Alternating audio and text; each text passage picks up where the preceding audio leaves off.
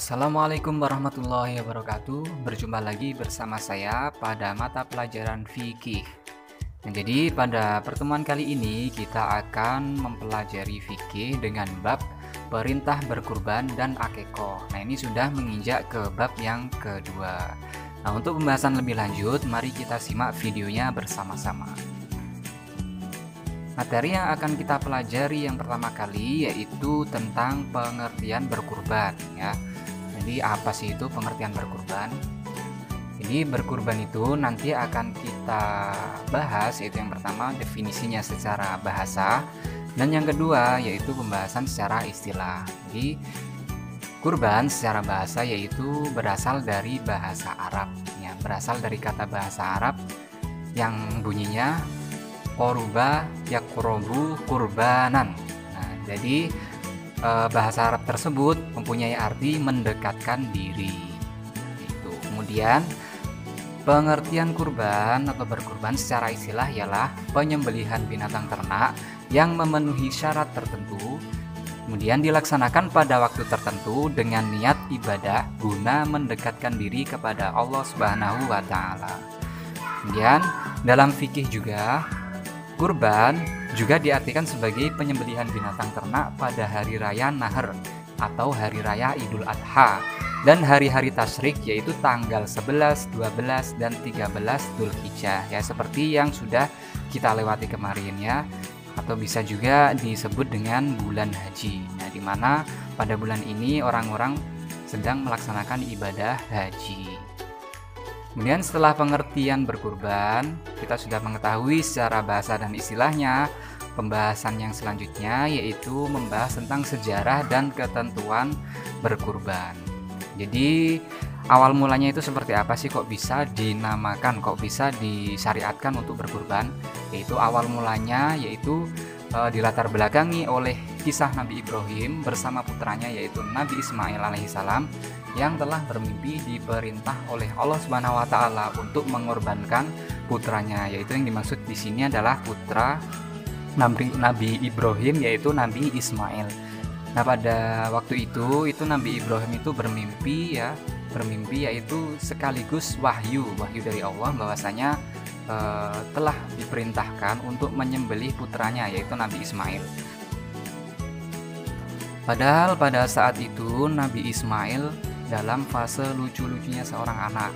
Nah, dari sini pasti namanya seorang ayah di situ pasti juga akan sangat berat ketika mendapatkan perintah untuk menyembelih putranya sendiri, apalagi di situ anaknya lagi fase dalam masa lucu-lucunya ya, seperti itu ya. Nah, normalnya orang pasti di situ akan merasa berat sekali dan tidak akan menggubris atau mendengarkan perintah yang telah Allah perintahkan, seperti itu. Nah, berhubung di sini adalah seorang nabi ya, Nabi Ibrahim, pasti akan menunjukkan ketakwaannya kepada Allah, yaitu dengan menaati dan ikhlas dengan apa yang telah diperintahkan oleh Allah Subhanahu wa taala, walaupun di situ berat baginya untuk menjalankannya. Kurang lebihnya penjelasannya dari sejarah Nabi Ibrahim dan Ismail seperti itu. Kemudian pembahasan yang akan kita bahas selanjutnya yaitu mengenai hukum melaksanakan kurban. Jadi di sini yang kita pelajari yaitu hukum melaksanakan ibadah kurban bagi Rasulullah SAW adalah wajib. Nah, di situ ya, bagi Rasul itu hukumnya wajib karena ketaatan seorang Rasulullah pasti akan lebih tinggi daripada hambanya, daripada umatnya maksud saya. Kemudian hukum melaksanakan ibadah kurban bagi umat Rasulullah SAW hukumnya adalah sunnah muakkad. Jadi sunnah muakkad itu apa sih? Sunnah muakkad itu adalah sunnah yang di situ sangat ditekankan, ya, sangat dianjurkan sekali untuk melaksanakannya. Jadi hampir mendekati wajib, seperti itu ya. Kemudian pembahasan selanjutnya yaitu mengenai waktu penyembelihan hewan kurban. Jadi penyembelihan hewan kurban dilaksanakan pada tanggal 10 Dzulhijjah setelah selesai melaksanakan sholat Idul Adha. Yang selain itu, kurban masih bisa juga dilaksanakan pada hari-hari tasyrik, yaitu hari tasyrik itu tanggal berapa? Yaitu tanggal 11, 12, dan 13 Dzulhijjah. Nah, kemudian Waktu penyembelihan itu berakhir yaitu sampai terbenamnya matahari di akhir hari tasyrik. Jadi terakhirnya yaitu pada tanggal 13 ketika matahari sudah terbenam. Nah, itu sudah tidak dianjurkan untuk menyembelih hewan kurban. Ya boleh-boleh saja, cuman di situ nanti hukumnya bukan menyembelih hewan kurban tetapi dihukumi sebagai sedekah. Dan pembahasan selanjutnya yang akan kita bahas yaitu tentang ketentuan hewan kurban. Nah, di sini kriteria-kriteria hewan yang dikurbankan itu juga ada persyaratannya ya. Mari kita simak bersama-sama, yaitu ketentuan hewan kurban itu jenis binatang yang sah digunakan untuk berkurban adalah binatang ternak yang dipelihara khusus untuk dikonsumsi dagingnya. Jadi bukan binatang yang diperah susunya, yang seperti sapi perah di situ. Itu tidak boleh dikurbankan. Apabila di situ sudah sudah dikhususkan untuk menghasilkan susu dan susunya itu diperah, nah di situ itu hewannya atau binatangnya atau sapi itu tidak boleh dikurbankan. Karena tujuannya untuk memelihara sapi itu bukan untuk dikurbankan tetapi untuk diambil susunya, seperti itu. Kemudian tidak boleh juga dimanfaatkan kulit atau tenaganya. Nah, di situ apabila di situ hewannya adalah digunakan sebagai maksud saya digunakan sebagai kebutuhan sehari-hari, semisal kalau zaman dulu itu ada kerbau ada kerbau digunakan untuk membajak sawah. Nah, di situ itu tidak boleh dikurbankan karena memang dari awalnya di situ kerbau tersebut digunakan untuk membajak sawah, bukan dikhususkan untuk dikonsumsi untuk dimakan. Jadi penjelasannya ketentuan hewan kurban adalah seperti itu. Kemudian ketentuan jenis binatang kurban yang sah yaitu ada 5 kriteria ya. Ada 5 kriteria. Maksudnya di sini hewan yang boleh dikurbankan yaitu ada 5 macam. Itu yang pertama kambing, kemudian yang kedua domba, dan yang ketiga sapi, yang keempat kerbau, dan yang kelima atau yang terakhir adalah unta. Kemudian binatang tersebut juga harus banyak dagingnya dan tidak boleh cacat fisik serta sudah cukup umurnya. Jadi syarat-syaratnya seperti itu. Jadi apabila dari kelima hewan tersebut terus kemudian syarat-syaratnya itu salah satu tidak terpenuhi, maka tidak boleh dikurbankan.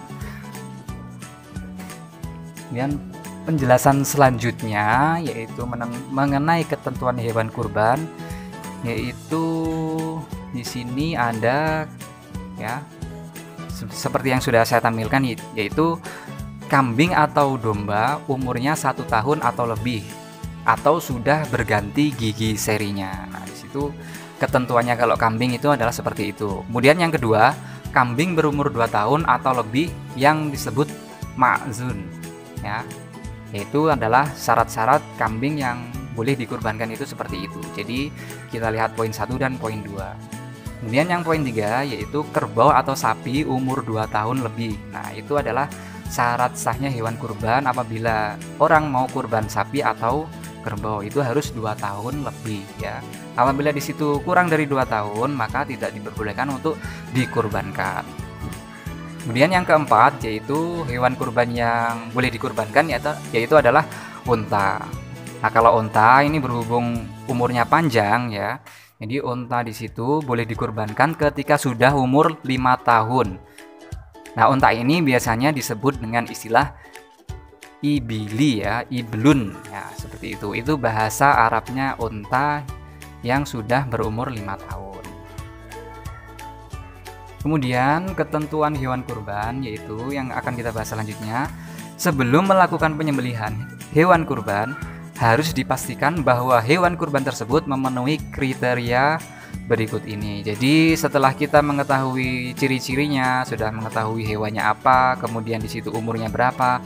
Nah, kemudian kita harus memperhatikan poin-poin yang akan saya bacakan seperti itu. Jadi yang pertama, kriterianya yaitu gemuk dan berlemak. Jadi tidak boleh yang kurus, itu tidak boleh ya. Jadi hewan kurban itu harus yang berkualitas yang harus berkualitas dan harus yang terbaik seperti itu. Kemudian yang kedua tidak sakit-sakitan. Yang ketiga tidak buta, dan yang keempat tidak pincang. Yang kelima tidak putus tanduknya. Kemudian yang selanjutnya tidak sobek telinganya.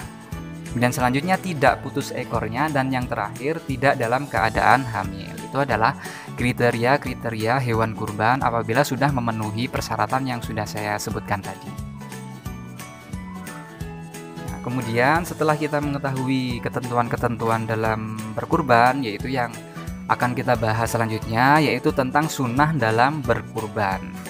Jadi sunnah dalam berkurban ini tujuannya supaya ibadah kita itu lebih afdol ya, lebih afdol dan dapat menambah pahala kita ketika melaksanakan ibadah kurban tersebut. Jadi yang pertama, sunnah dalam berkurban itu adalah tidak mencukur rambut dan memotong kuku. Nah, ini bagi orang yang berkurban, bukan hewannya ya. Ini maksudnya adalah orang yang berkurban di situ. Itu tidak dianjurkan untuk mencukur rambut dan memotong kuku. Kemudian yang kedua, yaitu disunahkan menyembelih sendiri jika mampu. Nah, ini disunahkan sekali ya bagi orang yang berkurban di situ menyembelih hewan kurbannya sendiri. Nah, ini tidak wajib ya, hanya dianjurkan saja. Apabila tidak mampu juga tidak apa-apa ya, seperti itu. Kemudian yang ketiga, yaitu penyembelih dan hewan yang disembelih sama-sama menghadap kiblat. Nah, ini bisa disimpulkan bahwasanya sunnah ketika menyembelih itu, orang yang berkurban itu juga hadir ketika waktu penyembelihan hewan kurban. Nah, pada waktu penyembelihan hendaknya hewan kurban itu diletakkan dan dihadapkan kiblat seperti itu. Kemudian selanjutnya yaitu mengawali dengan basmalah. Nah, ini kalau basmalah ya tentu saja di dalam Islam pasti dianjurkan terus ya, kurang lebihnya seperti itu. Terus kemudian pembahasan maksud saya sunnah selanjutnya yaitu mengucapkan takbir.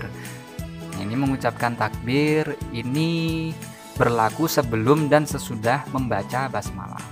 Maksudnya sebelum membaca basmalah tadi juga dianjurkan untuk takbir, kemudian setelah membaca basmalah terus dianjurkan untuk melantunkan takbir sampai penyembelihan selesai. Kemudian sunnah yang selanjutnya yaitu mengikat binatang kurban dengan cara yang benar. Kemudian selanjutnya tidak memperlihatkan ke binatang lain. Nah, maksudnya di sini ketika kita mau menyembelih binatang kurban, lebih afdolnya ketika ada di situ terdapat beberapa binatang yang dikurbankan, hendaknya tidak diperlihatkan ke binatang yang lainnya. Nah, supaya binatang yang lainnya itu tidak menyaksikan langsung ketika hewan kurban itu disembelih. Nah, seperti itu kurang lebihnya. Terus kemudian sunnah yang selanjutnya yaitu menutupi kepala binatang. Kemudian selanjutnya melakukan posisi penyembelihan dengan tepat. Dan selanjutnya juga Anda memotong 3 saluran dengan tepat seperti yang sudah kita pelajari di materi sebelumnya ya, yaitu tata cara penyembelihan hewan. Nah, sudah kita bahas sebelumnya. Dan yang terakhir sunnahnya yaitu memastikan binatang sudah mati. Nah, dipastikan dulu apakah hewan itu sudah mati. Nah, baru di situ nanti boleh dikuliti atau dibersihkan kulitnya seperti itu ya. Kemudian pembahasan selanjutnya yaitu mengenai pembagian dan pemanfaatan daging kurban. Di pembagian daging kurban dibagikan dalam keadaan masih mentah. Kemudian daging kurban harus dibagikan kepada fakir miskin dan sebagian untuk orang yang telah berkurban. Seperti itu. Nah, selain itu juga daging juga boleh dikirim ke tempat lain yang membutuhkan walaupun itu sampai ke luar negeri. Nah, seperti itu ya. Jadi di sini menunjukkan bahwasanya umat Islam itu sangat menganjurkan umatnya untuk berbagi ke sesama muslim, nah, saling membantu. Nah, seperti itu ya. Terus kemudian namun daging hewan kurban atau kulitnya tidak boleh dijual. Nah, itu ketentuan-ketentuannya seperti itu. Jadi hewan kurban itu fungsinya atau mungkin di situ adalah maksud saya adalah kegunaannya itu bukan untuk diperjualbelikan, tetapi untuk dibagikan kepada kaum-kaum fakir miskin. Kemudian pembahasan terakhir pada mata pelajaran atau materi kita pada hari ini, yaitu membahas tentang hikmah ibadah kurban. Jadi hikmahnya itu apa sih? Ya, yang pertama yaitu menghidupkan sunnah Nabi Ibrahim yang taat dan tegar melaksanakan kurban atas perintah Allah Subhanahu wa Ta'ala. Nah, seperti yang sudah saya bahas di awal tadi ya, yaitu tentang kisahnya Nabi Ibrahim dan Nabi Ismail. Kemudian yang kedua hikmahnya yaitu menegakkan syiar dinul Islam dengan merayakan Idul Adha secara bersamaan dan saling menolong dalam kebaikan. Itu adalah hikmah yang kedua. Kemudian hikmah yang ketiga yaitu bersyukur kepada Allah Subhanahu wa Ta'ala atas segala nikmat-nikmatnya yang telah diberikan kepada kita semua. Nah, jadi pertemuan hari ini kita sudah membahas atau mempelajari mengenai ketentuan hewan kurban. Ya, seperti itu. Semoga materi ini bisa bermanfaat buat adik-adik. Sekian dari saya. Wassalamualaikum warahmatullahi wabarakatuh.